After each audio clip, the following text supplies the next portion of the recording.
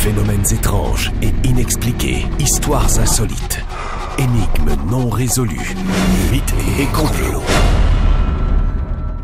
Christian Page est là avec son automne de la terreur. Revenons dans le temps, 130 ans en arrière, pratiquement jour pour jour. Absolument. Donc, on se situe, on est dans la nuit du 31 août 1888. Il est à peu près 3 heures du matin lorsqu'un employé d'un marché public découvre le corps d'une femme étendue dans Box Row. On est à la limite, c'est une ruelle malfamée, à la limite des quartiers de Whitechapel et de Spitalfield. C'est le East London, c'est la région, en fait, c'est la partie la plus pauvre de Londres. Donc cet homme s'approche et voit cette femme étendue un peu sur le dos dans le caniveau et rapidement, on fait intervenir les policiers. La dame a eu la gorge tranchée d'une oreille à l'autre. On l'envoie à la morgue et là, au moment où on déshabille la dame en question, on constate qu'elle a été également éventrée, donc une partie des viscères est visible à travers des plaies à l'abdomen. La femme est identifiée comme étant une prostituée de 42 ans, Mary Ann Nichols. Là, ici, je fais immédiatement un arrêt, en ce sens que lorsque l'on parle des victimes de l'éventreur, on dit toujours c'était des prostituées, mais il faut ici s'entendre sur le terme de prostituée. On s'imagine des femmes avec des robes froufroutantes et de grands chapeaux à plumes. C'est pas ça dans le cas de l'éventreur. On est dans Londres à ce moment-là, à 4 millions d'habitants. Il y a quelque chose comme 12 000 prostituées dans Londres, dont le 3/4 se trouvent dans les quartiers du East London et on mélange les prostituées, disons, comme on peut les imaginer, donc qui font commerce de leur charme, avec des femmes, des clochardes, qui se prostituent souvent pour avoir quelques sous pour se payer un lit la nuit dans des dortoirs publics. Les victimes de Jack l'Éventreur seront toutes de ces espèces de clochardes. Donc cette femme, Mary Ann Nichols, 42 ans, première victime de l'éventreur, mais évidemment, à ce moment-là, l'éventreur n'est pas dans la pensée publique. Ce sont des quartiers qui sont excessivement violents. Donc, on a trouvé une femme assassinée dans Box Row.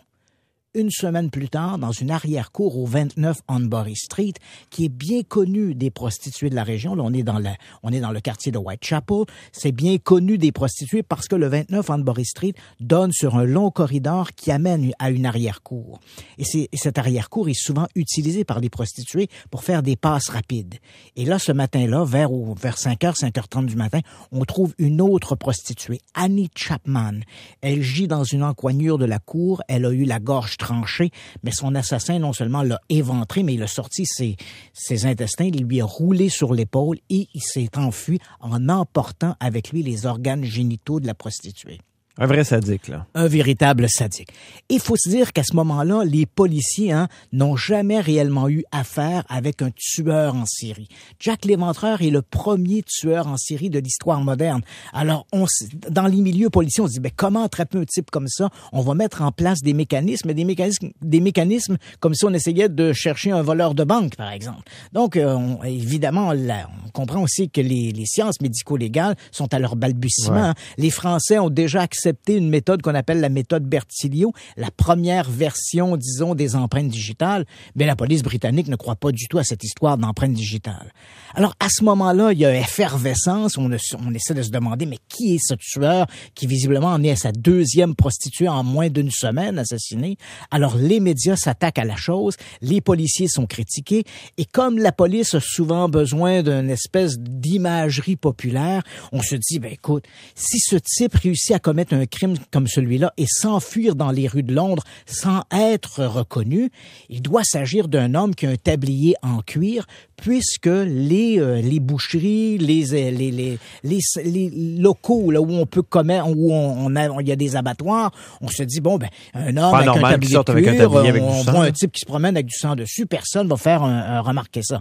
Donc on surnomme, la police donne un nom d'emprunt à notre assassin, on l'appelle le tablier de cuir. Donc, nos 2 prostituées, 31 août, 8 septembre, et voilà que pendant quelques 2 semaines, rien.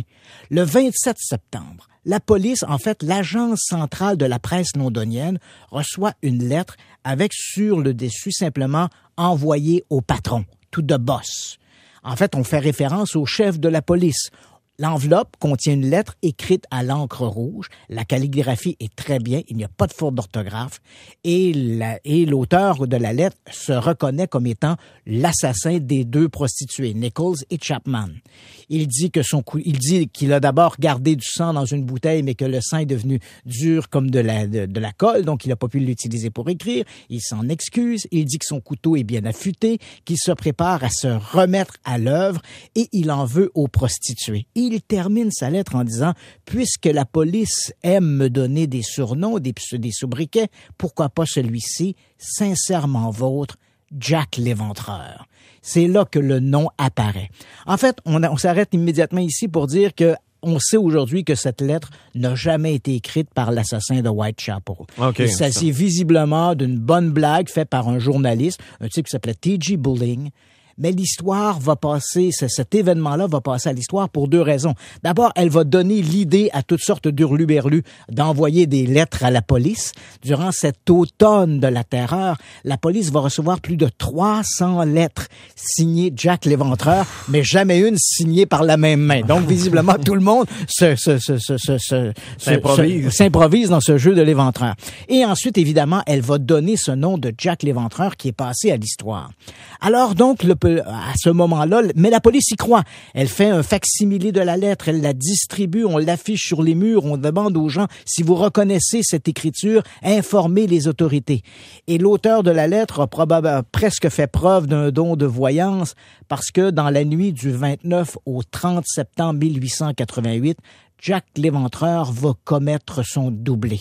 Donc, on est le 30 septembre, il est à peu près 1h du matin lorsqu'un individu, un commerçant, entre dans une arrière-cour et là, son cheval hennit, parce qu'il traîne avec lui un cheval avec une espèce de carriole, c'est un vendeur itinérant, son cheval hennit, fait un pas de reculon, l'homme craque une allumette et là, voit étendue dans l'arrière-cour une femme dont le sang s'écoule encore par une plaie béante à la gorge.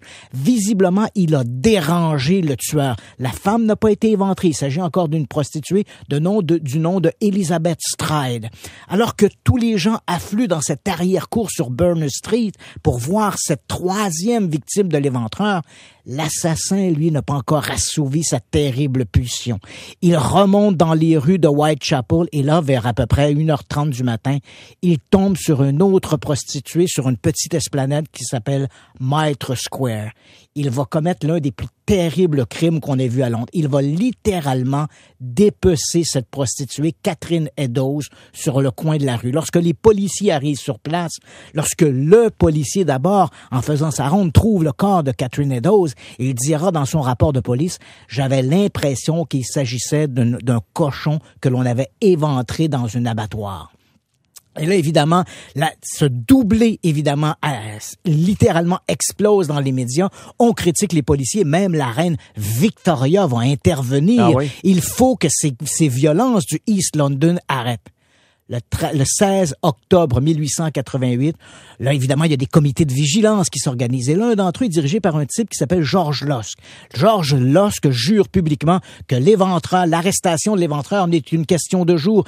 Lui et son groupe vont réussir là où la police ont échoué. Le 16 octobre, George Lusk reçoit une petite boîte enveloppée dans un papier taché de sang. Il ouvre la boîte. Elle contient une pièce de chair visqueuse et la lettre dit « Cher Monsieur Lusk, de l'enfer. Vous trouverez 6 joints la moitié d'un rein que j'ai prélevé sur ma dernière victime. L'autre, je l'ai fait frire et je l'ai mangé. C'était délicieux. Attrapez-moi quand vous le pourrez, Monsieur Lusk. » Méchant malade. Cette lettre n'est pas signée de l'Éventreur et il s'agit probablement de la seule véritable lettre écrite par l'assassin. Ensuite, on est rendu en novembre, le 9 novembre, une autre prostituée, Mary Jane Kelly, 25 ans, est retrouvée éventrée dans son appartement. C'est le dernier crime de l'Éventreur. L'assassin disparaît dans le brouillard londonien et depuis 130 ans maintenant, on s'interroge, qui était Jack l'Éventreur? Savez-vous qu'il a raconté ça sans note devant lui? Il m'a raconté ça en me fixant dans les yeux. J'en avais quasiment peur. Christian Page, merci infiniment. Ça me fait plaisir, Mathieu. On poursuivra dans la vague de l'automne de la terreur la semaine prochaine. Absolument. Il est 9h57. On est de retour dans un instant, tout de suite après les informations.